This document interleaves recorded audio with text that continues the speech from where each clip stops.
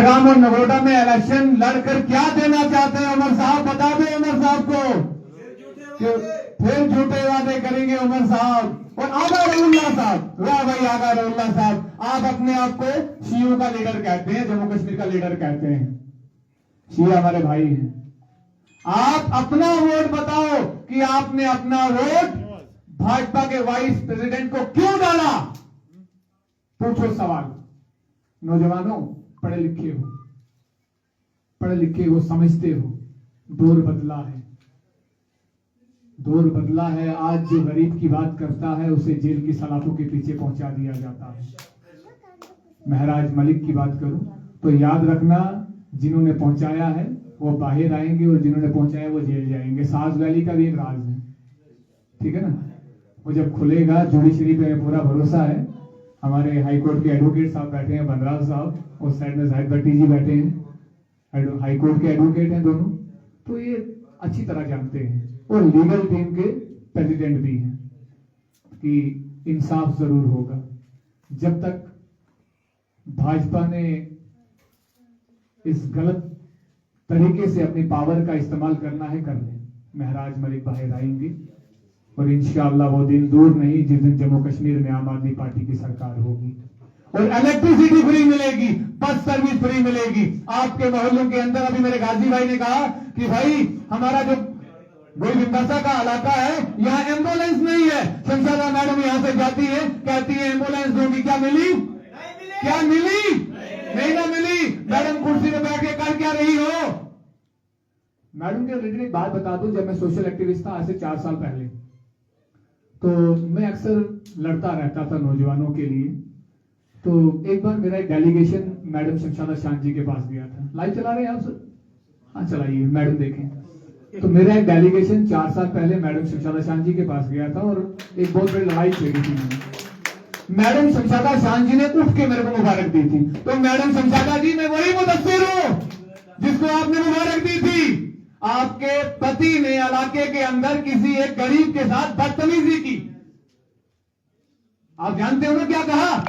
गलत शब्दों का इस्तेमाल किया। मुदस्सिर ने एक्सपोज किया। कल मैडम यहीं बैठी हुई थी इसी होटल में। कहा ये लड़का बहुत बोलता है। मैडम मैं वही लड़का हूं जिसको आपने मुबारक दी थी कि वाकई में आप सोशल एक्टिविस्ट हैं। जब आपके सामने हम इलेक्शन लड़ने के लिए आए तो हम आपको बुरे लगे? हद है भाई। जो नौजवान, पढ़ा लिखा नौजवान आपके साथ खड़ा है वो अच्छा है, जो आपके खिलाफ खड़ा हो गया वो बुरा बन गया। वो बुरा बन गया क्यों? हक मांगता है। हक मांगने वाला बुरा नहीं होता। जो हक मांगने वालों को बुरा कहता है दरअसल वो खुद बुरा होता है। बता देना चाहता हूं कि आप लोगों के साथ बड़े वादे हुए हैं। अभी ये लोग क्या कर रहे हैं कि पीडीएसवाई के रोड बन रहे हैं, ऐसा ही वहां पे जाके रिबन काटे जा रहे हैं। आप बताओ, आप अपनी सीडी फंड से आवाम को क्या दे रहे हो?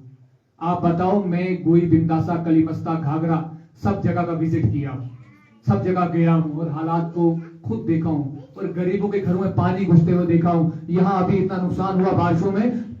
फारूक अब्दुल्ला ने कहा कि आवाम बुरे काम करती है तभी आजाद आते हैं। और फारूक साहब, आप किसको डांस करते हैं जाके पब के अंदर और इल्जाम आवाम पे लगाते हैं?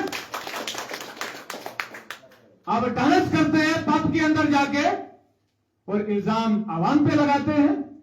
याद रखना, ये दीवाने से जो 2-4 नजर आते हैं, मुझे इन्हीं में से साहिब असरार नजर आते हैं। याद रखिएगा, इस गोल संगलदान की धरती से ऐसे नौजवान उभरेंगे जो इनको इनकी औकात बताएंगे।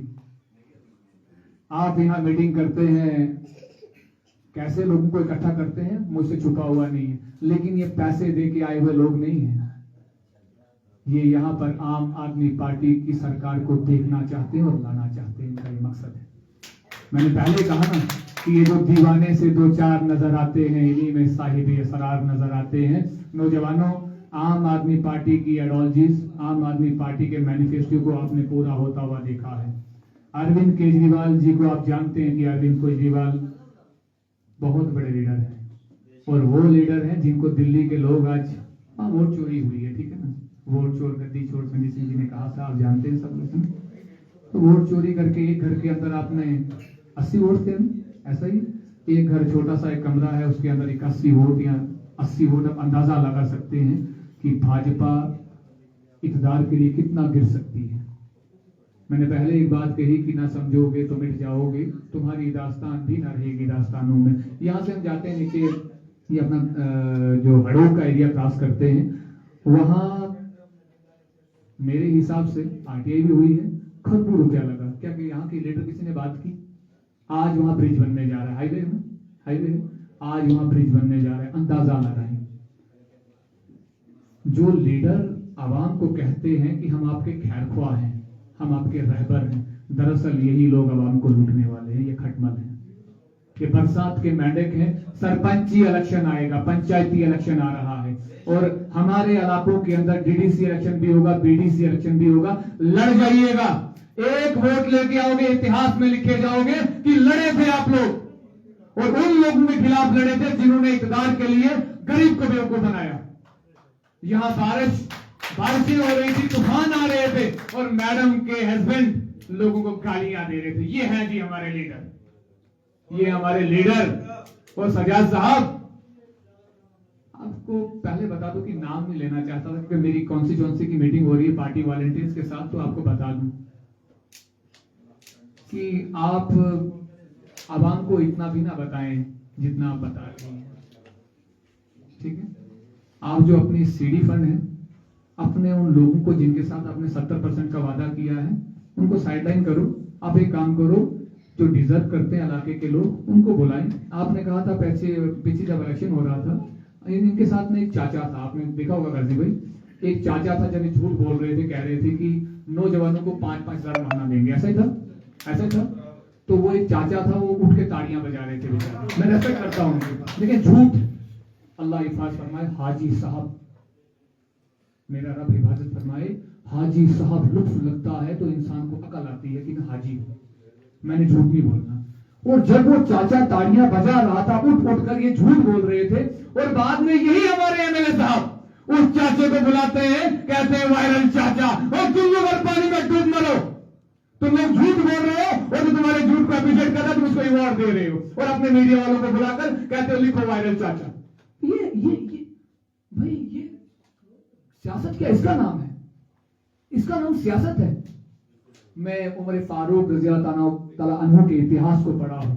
खानदानी राज चल रहा है जम्मू कश्मीर के अंदर, सर 70 साल राज किया इन लोगों ने। पहले शेख अब्दुल्ला, फिर फारूक अब्दुल्ला, फिर उमर अब्दुल्ला। कहते हैं हम मुसलमान हैं, अवाम गुनाह करती तभी अजाब आते हैं, गुनाह तुम लोग करते हो। तो बता दूं कि उमर फारूक रज़ी अल्लाह तआला को जब खंजर मारा गया तो लोगों ने कहा कि खलीफा कौन बनेगा? उमर फारूक रज़ी अल्लाह तआला अपने बेटे को चुन सकते थे भाई, नहीं चुन सकते थे, लेकिन चुना नहीं। फारूक अब्दुल्ला की तरह शेख अब्दुल्ला ने चुना नहीं। वो चॉकलेटी भाई कहा था, इन्होंने चॉकलेटी बॉय बलवीर जी ने उसको नहीं चुना, उन्होंने चुने 6 सहाबा को, कहा ये खलीफा के लायक है। इन्होंने खानदानी राज चला चला के पूरे जम्मू कश्मीर को लूटा है, जम्मू कश्मीर की आवाम को बेवकूफ बनाया है। कहते हैं, एक शायर है, बहुत बड़े शायर है, उन्होंने एक शायर कहा है कि चलते हैं दबे पांव कि कोई जाग ना जाए, गुलामी के असीरों की ही खास अदा है। होती नहीं जो कौम हक बात पे यकजा, उस कौम का हाकिम ही फकत उसकी सजा है। हमारे हाकिमों को देख रहे गुलाम है। जब हक बात पे नहीं खड़े हो जाओगे तो याद रखना इसी तरह के हाकिम मिलेंगे जो बेवकूफ बनाएंगे। अगर इनके पास ताकत नहीं है, मैं आपसे सवाल पूछता हूं, अगर इनके पास पावर नहीं है, बड़गाम और नगरोटा में इलेक्शन क्यों लड़ना चाहते हैं? मकसद क्या है? जानते हो इक़्तिदार? अभी पंचायती इलेक्शन आएगा, आगे डीडीसी बीडीसी इलेक्शन आएगा, जवाब दीजिएगा। जब आप जवाब दोगे तो इनकी अकल ठिकाने आएगी, वरना ये नशे में है, जोश में है, ये नौजवानों को मजाक समझते हैं। आप यकीन मानो, बड़े बड़े 5 स्टार होटलों में बैठे होते हैं, एसी वाले कमरों में बैठ के फैसले करते हैं आवाम के। हम बिंदासा के लोगों को ऐसे बेवकूफ बनाएंगे, कलीमस्ता में ऐसा करेंगे, घाघरा में ऐसा करेंगे, संगलदान में ऐसा करेंगे। दरअसल इनके कुछ ठेकेदार हैं। मैं बारिशों में यहाँ विजिट कर रहा था, इलाके के लोगों ने कहा कि अपने ठेकेदारों को काम दिया जा रहा है। प्लान उन्हीं के रखे जा रहे हैं जो इनके अपने लोग हैं। आवाम के साथ कोई मतलब नहीं, नौजवान के साथ कोई मतलब नहीं। वक्ती तौर, क्या रखना मेरी बात, वक्ती तौर हम लोगों को थोड़ी परेशानियों का सामना करना पड़ सकता है, लेकिन जब ये दौर बदले